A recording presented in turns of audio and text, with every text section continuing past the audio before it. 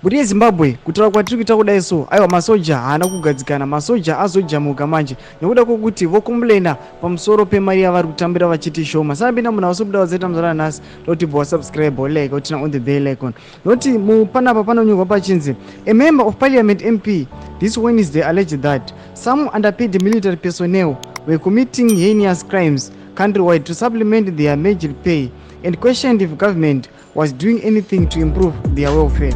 Citizen Coalition for Change CCC Chiredzi South Legislator Rubafadzo Makumire during the question and answer session queried how President Mnangagwa's administration was handling the welfare of members of the defense forces.